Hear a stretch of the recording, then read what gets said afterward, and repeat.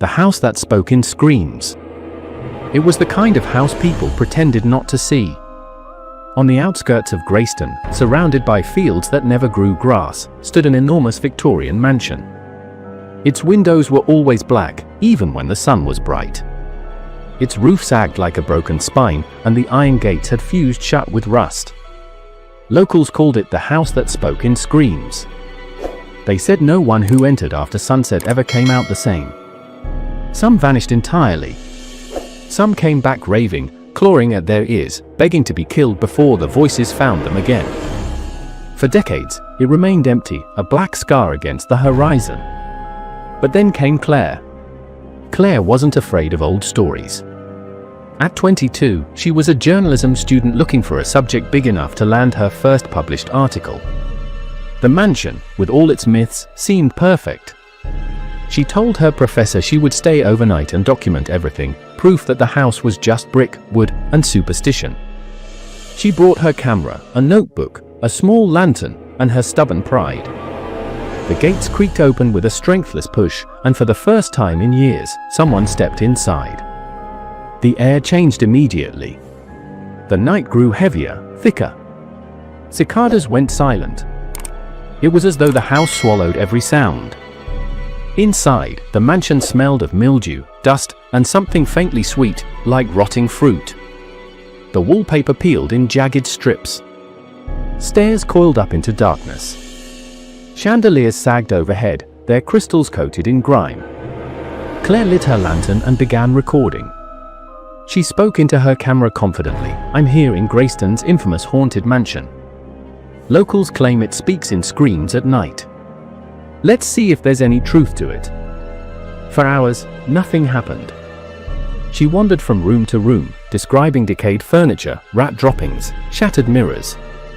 Midnight came. Still silence. Then she heard it.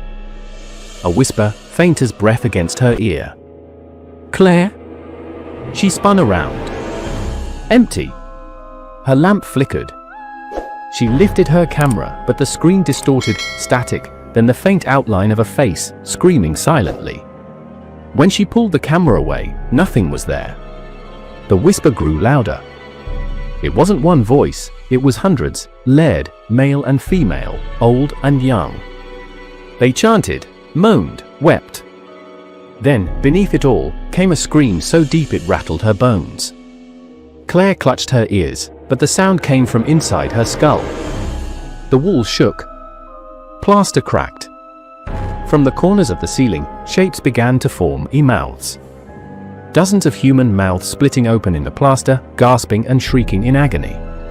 The house was alive. She stumbled back, whispering to herself, "It's not real, it's not real." But her lantern fell and shattered. Darkness swallowed her. Only her camera's dim red light blinked. Through its lens, she saw them clearly. Figures standing just beyond the edges of light. Dozens. No, hundreds. Translucent, warped, their mouths open in endless screams, their eyes hollow voids. They pressed closer with every blink. Claire bolted upstairs. Her footsteps echoed unnaturally, as if 100 feet were running with her. She burst into a bedroom and slammed the door shut. The screaming stopped. Silence. She leaned against the wall, chest heaving. Maybe it was over. Maybe she imagined it. Then she heard breathing. Not hers. Slow. Heavy. Right behind her. She turned. The bed sagged as if something invisible sat on it. The sheets rippled, indenting with the shape of a body. Then the mattress began to scream. The sound tore through the room, vibrating the floorboards, shattering the glass of the window. Claire dropped her camera.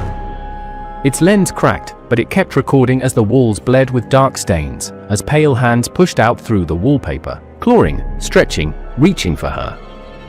She fled again, racing up to the attic. It was the only place left. The air grew unbearably hot.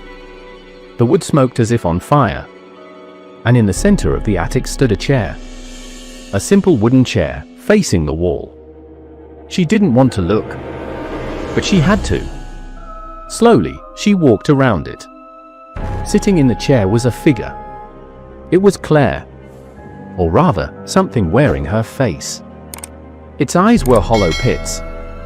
Its mouth stretched impossibly wide. It leaned close and whispered with all the voices of the house at once. "You belong to us now." The lantern sputtered out. Her scream joined the others. The next morning, the house looked the same as always, silent, decayed, empty. But if you walk close enough, past the rusted gates, and listen carefully, you'll hear it, Claire's voice, screaming forever inside the walls. And the house waits, patient and hungry, for the next soul foolish enough to step inside.